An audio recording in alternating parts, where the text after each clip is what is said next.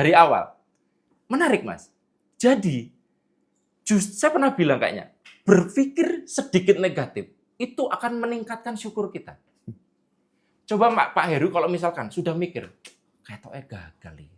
Ternyata berhasil, syukurnya luar biasa. Dibanding Anda dari awal berpikir ini akan berhasil. Seperti dugaan.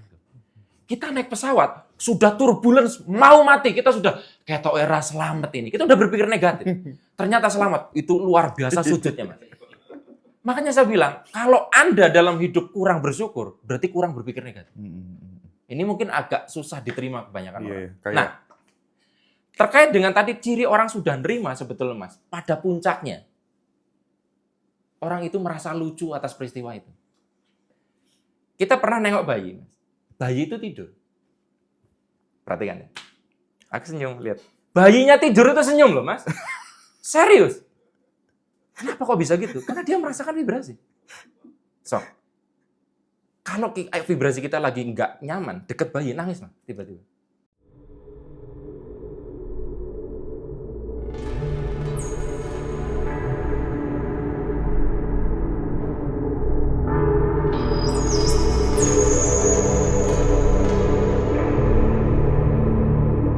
Oke, Mas, soal tadi analogi lempar bola tadi ya. Oh ya, aku minum ya? Iya. Mungkin narasumber yang paling sering minum itu apa? Ketika kemudian kita sudah mencoba untuk menerima apapun yang terjadi, mau karma atau apapun lah itu ya.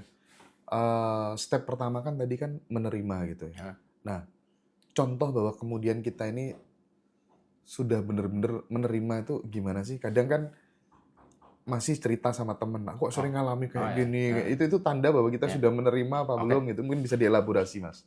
Oh gini, jadi kalau terkait dengan menerima gini, Mas. Sebenarnya aslinya tuh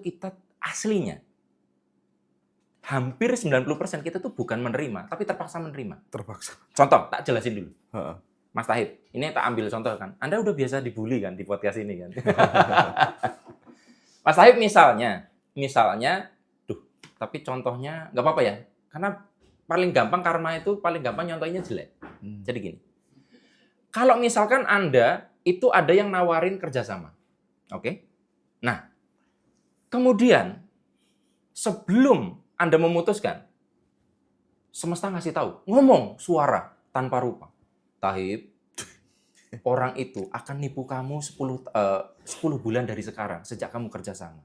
Awalnya dia baik, tapi nanti kamu akan ditipu. Kamu ambil apa tidak? Nah, kalau dia dengan sadar, Mas, nggak apa-apa, aku ambil. Itu dia udah nerima sejak awal, karena tahu. Lah sekarang kalau Anda nggak dikasih tahu, terus tiba-tiba ditipu, kan bukan masalah nerima, ya terpaksa menerima kan, Mas? Karena gini, jadi kita itu kenapa perlu menerima? Karena kita tidak tahu masa depan. Jadi menerima yang benar aslinya adalah kita tahu bahwa konsekuensinya akan itu diambil. Maaf ya, saya contohkan. Iblis adalah contoh penerimaan yang paling hebat. Dia tahu akan masuk neraka. Siap. Gua terima dari sekarang. Karena kenapa saya bilang banyak orang itu aslinya nggak nerima, tapi terpaksa menerima. Kalau wis kejadian kayak tadi, Mas, maaf ya, contohnya Anda ketipu. Terus saya ngomong berandai-andai, Mas Tahib, kalau seandainya waktu bisa diputar ulang, Anda mau nerima kerjasama ini enggak? Ya enggak toh. Lah berarti kan memang aslinya enggak mau. Kita tuh aslinya enggak mau, tapi terpaksa harus menjalani itu. Nah, artinya dari definisi itu, wajar kalau penerimaan kita tuh berat.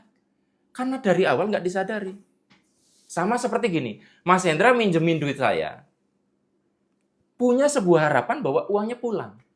Jadi kan enggak siap dengan kejadian kalau itu enggak pulang. Iya. Tapi kalau dari awal coba, si Sontolo ya kira bakal balik.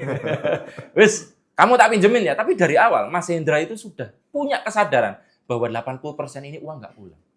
Aku yakin penerimaan Mas Hendra yang kedua tadi yang sudah siap dengan konsekuensi negatif, itu pasti lebih menerima, betul ya? Artinya Mas, penerimaan yang benar itu harus siap dengan resiko negatif. Artinya, kenapa banyak orang sulit menerima kegagalan? Karena dia tidak pernah memasukkan kemungkinan gagal di kepalanya untuk diterima. Sama kayak gini, Mas. Kita naik pesawat, itu tuh udah ada resiko mati loh separuh itu. Tapi kita terima. Kita udah tahu. Nah, banyak orang itu men-skip kemungkinan negatif dan akhirnya apa? Dia berharap hanya satu kemungkinan. Ketika terjadi kemungkinan yang berbeda, dia kan nggak siap. Loh, sekarang Mas Hendra, kalau menyatakan cinta kepada wanita, dulu ya, kalau dari awal sudah kepikirnya pasti diterima, tak jamin sulit nerima. Tapi kalau kayaknya 60% ini ditolak ini dari awal. Menarik, Mas. Jadi, saya pernah bilang kayaknya, berpikir sedikit negatif itu akan meningkatkan syukur kita. Coba Pak Heru kalau misalkan sudah mikir, kayaknya gagal ini. Ternyata berhasil, syukurnya luar biasa. Dibanding Anda dari awal berpikir ini akan berhasil. Seperti dugaan. Kita naik pesawat, sudah turbulence, mau mati. Kita sudah, kayak era selamat ini. Kita udah berpikir negatif. Ternyata selamat. Itu luar biasa sujudnya, Mas. Makanya saya bilang, kalau Anda dalam hidup kurang bersyukur, berarti kurang berpikir negatif. Ini mungkin agak susah diterima kebanyakan orang. Nah, terkait dengan tadi ciri orang sudah nerima sebetulnya, Mas. Pada puncaknya, orang itu merasa lucu atas peristiwa itu. Itu level sudah puncak ya, tapi ini susah ya. Kayak kita pernah berantem misalnya, Mas, pernah pukul-pukulan sampai jotos-jotosan. Sampai suatu saat kita sudah baikan, terus kalau ketika nginget peristiwa itu, goblok ya. Kita sudah merasa lucu atas peristiwa itu. Itu penerimaannya sudah total. Tapi grade di bawahnya lucu itu apa?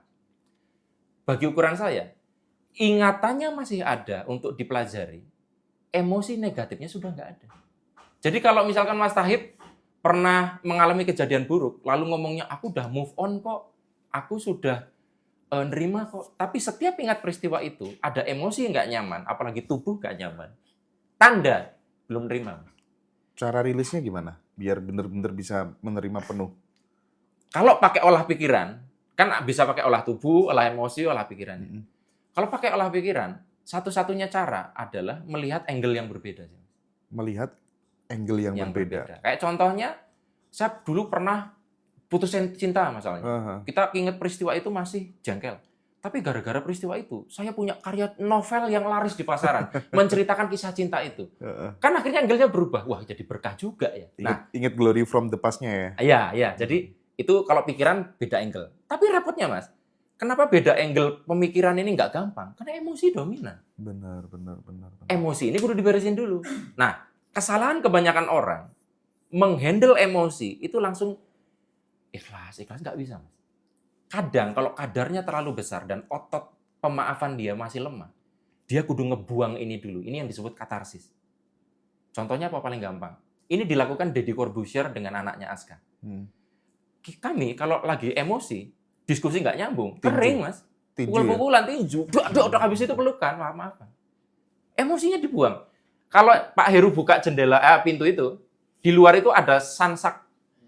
Terus itu ada sarung tinju di situ. Itu saya kalau misalnya lagi jengkel netizen kampret tuh, kalau degel dan saya sudah pakai semua teknik, pakai sedona, pakai ho'oponopono nggak bisa, berarti saya butuh katarsis. Katarsis itu sebenarnya sederhana, Mas. Kayak kita itu makan sesuatu yang buruk, ada bakterinya, terus mencret. Kan tubuh berusaha untuk berdamai dengan itu, ternyata nggak bisa, dibuang aja. Sorry, Mas, aku potong, Mas. Nggak apa-apa, potong aja, Mas. Ya. Tadi kan lewat teknik dengan sedona nggak bisa, terus kemudian ho'oponopono juga nggak bisa, terus kemudian dia lampiaskanlah lewat olahraga lah, nggak harus tinju lah menurutku ya. Iya, nggak harus tinju sih. Kita nyobek-nyobek kertas gitu ya. Kita mukul-mukul bantal, kita teriak di pinggir pantai, itu sama. Kalau sekarang yang lagi populer kan ada metode kalau orang Jawa tuh berada di posisi sebagai aku sing tukang nyawang gitu, stay sebagai penyaksi, metodenya Ki Ageng Suryo Mentaram ya. Aku ya. sang penyaksi. Terus kemudian stay di kesadaran gitu, jadi cuman mengamati, dirasakan, akan terurai dengan sendirinya. Pertanyaanku gini, setiap orang memiliki mesin tubuh yang berbeda-beda gitu. Pada kenyataannya tidak semua orang bisa menerapkan itu dengan mudah gitu. Bagaimana Mas Harip melihat hal ini? Apakah tetap kembali kepada harus mengenali pola dirinya sendiri-sendiri atau gimana? Mas. Jadi sebetulnya ultimate-nya itu adalah kalau kita hanya mengamati, menyaksikan, itu sebenarnya emosi-emosi itu akan hilang. semacam kita tuh ngelihat jalanan, mau seramai apapun, kita tuh tidak ada emosi kalau kita tidak ada kepentingan menyeberang. Coba kalau Mas Hendra ada kepentingan menyeberang, pasti ada emosi. Semi ora sepi-sepi dalane. Nah, karena ada kepentingan, kita bukan sebagai penyaksi, maka kita terganggu dengan yang lalu lalang tadi. Oke. Lalu lalang ini bisa pikiran, bisa emosi, gitu kan. Tapi kalau Mas Hendra jadi penyaksi, ya seperti orang yang memang nikmati lihat jalan, ngopi, dan tidak ada kepentingan untuk menyeberang. Ya nggak terganggu toh Mas, mau padat, mau macet. Nah, masalahnya adalah kadang, balik lagi, manusia itu begitu kompleks. Contohnya gini, Mas Hendra disakiti pagi hari ini oleh orang ngomong nggak enak atau netizen komen agak pedes, nggak kesinggung. Tapi nanti sore lagi pegel-pegelnya, lagi lapar, kurang tidur, itu bisa jadi Hendra yang pagi itu nggak ada. Iya. Makanya kenapa saya bilang, pertama kali kalau kita mau pakai sebuah metode, lihat dulu keadaan kita. Oke, kita pakai penyaksi. Nggak bekerja ya sudah, berarti butuhnya katarsis. Oke. Gitu. Jadi, kita menggunakan metode sesuai dengan keadaan kita. Situasi dan kondisinya gitu ya. Anak kecil, itu dari kecil itu metode yang sudah secara alami dikuasai adalah katarsis. Dikit-dikit nangis, dikit-dikit dikit-dikit ngambek tantrum. Itu adalah metode alamiah manusia untuk membuang yang ada di dalam.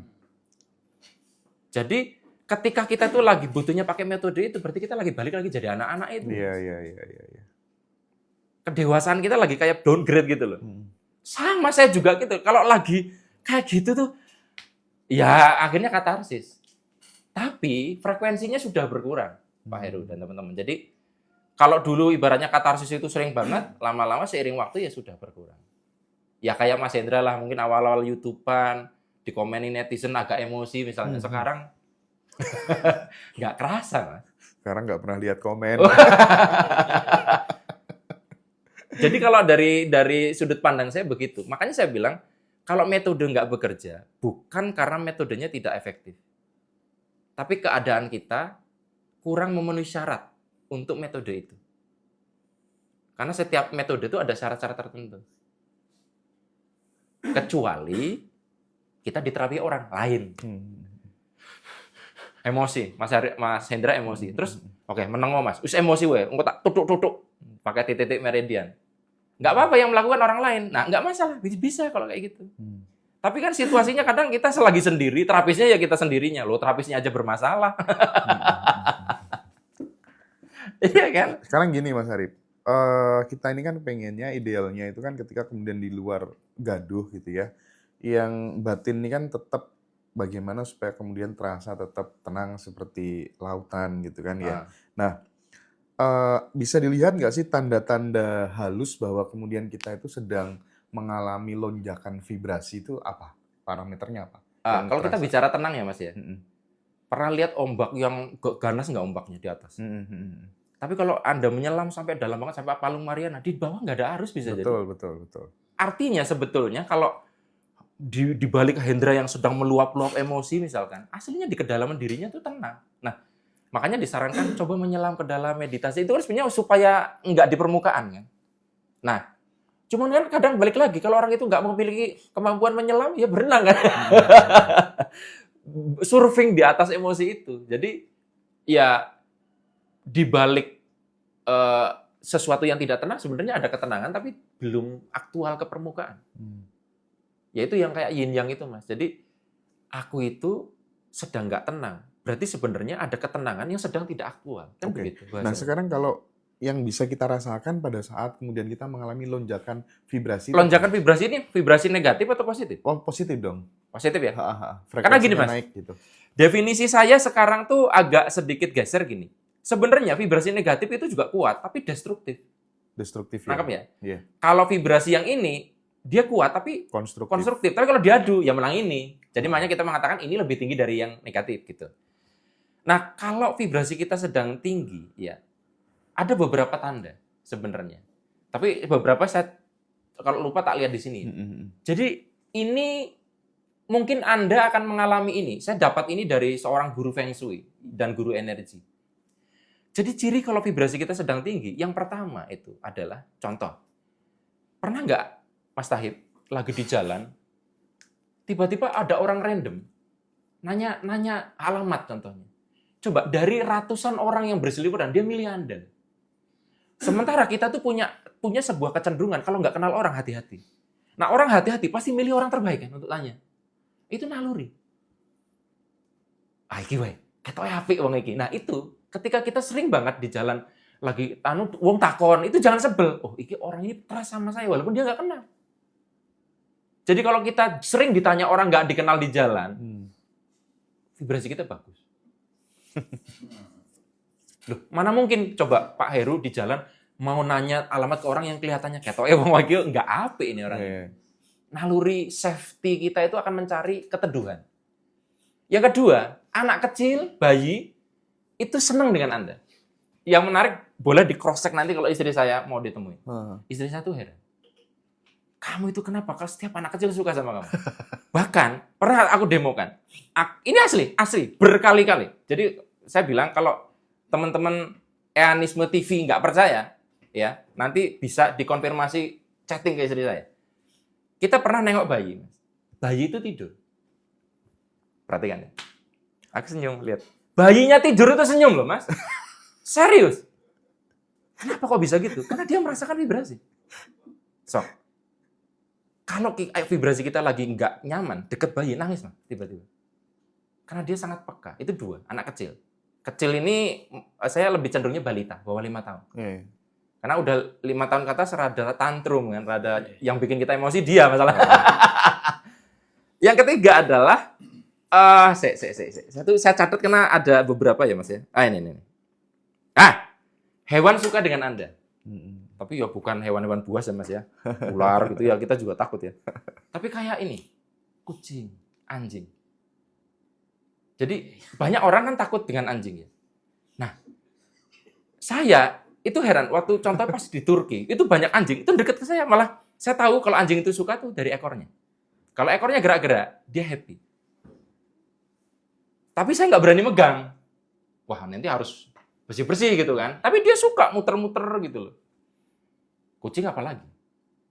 Saya suka banget kucing. Oke. Nah, keempat adalah lali.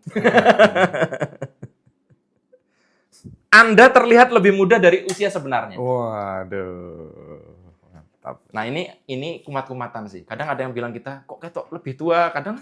Tapi kalau cenderung umurnya berapa Mas Hendra? Segini. Loh, masa sih? Kalau kita nampak terlihat lebih muda, walaupun mungkin hanya beda 1 hari dari aslinya. Ya buat GR-GR-an. Itu ciri bahwa vibrasi kita bagus. Nah, secara kebiasaan pribadi apa yang senantiasa dilakukan Arif RH supaya kemudian bisa konsisten di vibrasi tinggi? Atau yang mungkin bisa teman-teman lakukan apa? Gini, supaya ada komparasi, saya nggak tahu ya, apakah nanti dibutuhkan atau tidak. Kalau Mas Hendra membutuhkan di video ini nanti dimunculkan muka saya, zaman saya susah. Anda akan melihat muka saya jauh lebih tua dari aslinya. Di kelas biasanya kan ditampilkan Iya. Asli, tua banget. Nah, artinya saya pun dulu nggak gitu. Kalau saya dari dulu gitu, berarti kan ini bukan sebuah sesuatu yang bisa dikembangkan. Kalau dulu nggak gitu terus jadi nggak gitu, berarti kan ini bisa dikembangkan. Nah, sebenarnya ya memang akhirnya saya berubah banyak itu terkait dengan setelah saya belajar tabel kesadaran Hawking itu sih Mas. Jadi apa sih emosi yang menciptakan negatif tuh? Oh, rasa bersalah, rasa malu berlebihan, khawatir berlebihan dan seterusnya. Lebih dominan di mana sih kita tuh supaya begitu? Nah, pasti orang itu switching antara 2 area itu. Tapi setelah tahu, saya cepat sadar, wah, aku lagi di bawah nih, geser gitu. Kalau dulu kan enggak, Mas. Geser di bawah malah dinikmatin. Putar musik galau, itu tambah galau. Diputar terus, dioplos gitu loh. Nah, terus kedua adalah circle sih. Entah suka tidak suka, circle tuh ngaruh banget, Mas. Ya Mas Hendra pasti pernah ngalamin lah. Wawancara orang lagi capek banget, ngantuk, belum sarapan. Ketemu orang ini, langsung cerdas, langsung pertanyaannya tajam, Mas. Tapi ada kejadian lain, Anda sudah prepare dengan peralatan terbaik, makan, tidur cukup. kok aku goblok temen ya kali ini yang wawancara. Jadi kayak ada kecerdasan yang hilang. Betul. Apa? Itu ngaruh. Orang itu ngaruh. Circle itu ngaruh sekali. Nah, yang sangat berbeda banget adalah circle. Makanya saya sangat jaga circle. Makanya susah ditemui juga ya. Aku milih orang. Karena itu juga Pak Gede Prama bilang gitu. Karena kalau nggak milih orang, kalau nggak tuh nanti kita jadi capek gitu. Nah, ini memang agak susah kalau tinggalnya di desa yang guyup banget. Anda akan dimusuhi orang, Pak. Iya. Tapi kan ini kondusif karena juga perumahan saya juga kayak gini ya. Jadi kalau Anda tanya saya, Pak, pekerjaan orang sebelah apa? Nggak tahu saya. Tahu namanya aja. Iya. Oke. Gitu, Mas. Tadi belum selesai, Mas, cirinya. Lanjut, Mas. ya. Masih 2 lagi. Nomor 5, Mas, ciri Anda sedang tinggi vibrasinya. Warung sepi, Anda ke situ, rame. Keren nih. Ya, itu kan tadi udah berapa ciri tadi. Nanti dicatat aja nih teman-teman Eanisme TV. Ya. Jadi kalau Anda kayak gitu, Anda lagi bagus tuh vibrasinya. Jadi keberadaan Anda sudah menghadirkan prosperity. Keberadaan Anda udah memakmurkan. Menciptakan prosperity. Ibaratnya tuh ketika ada tahib di situ, rumput yang tadinya nggak tumbuh. Tempat karaoke sepi jadi ramai. Wah, gitu ternyata temannya dia semua dibayar. Dap, tak bayarin Dap.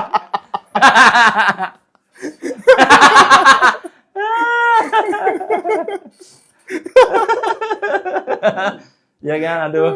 Makanya dia rada trauma nih podcast di Mas Arief Hidayat dikerjain. Gitu.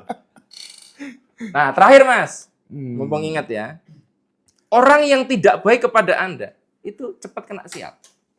Oh iya. Coba amatin. Keren Mas Arief, sumpah. Jadi nggak tahu orang yang energinya tinggi itu kayak di protect ya, diprotek oleh semesta karena aset kan. Aset. Loh, iya kan? Jadi gini, harus senyum dari tadi. Semesta itu punya kepentingan supaya kehidupan ini bagus kan harus ada pilar jagat.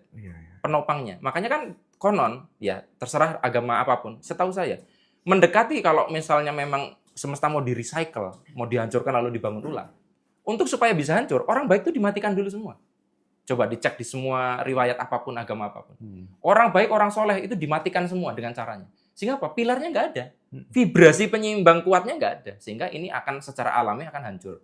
Ya gampangnya kalau seluruh bumi isinya orang jahat kan perang semua, Mas. Nggak ada yang mau damai. Nah, dengan kita itu tadi menjadi orang yang vibrasinya gede, semesta itu, ini orang penting ini. Kita orang penting di sebuah negara aja pas pampresnya banyak. Ini nggak boleh diapa-apain, ini orang penting. Apalagi kalau Hendra itu adalah pejabatnya semesta. Dijagain, Mas. Mas Hendra dihina, Mas Hendranya terima. Penjaganya nggak terima, Mas. Pas pampresnya, minggiro. Gitu. Nah, jadi makanya kadang-kadang itulah sebabnya kalau orang udah di level itu, hati-hati, Mas. Kalau nyupatani. Karena tidak nyupatani aja. Itu orang itu udah sial. Sab, ingat-ingat. Jadi kalau, Mas, kenapa ya aku tuh sudah didolimi orang. Katanya doa orang dolim itu muzarab. Kok dia nggak kena musibah? Loh, hukum itu bekerja kalau Anda tuh sudah ikhlas. Ya udah Mas, tak ikhlas biar dia kena musibah. Ya itu belum ikhlas.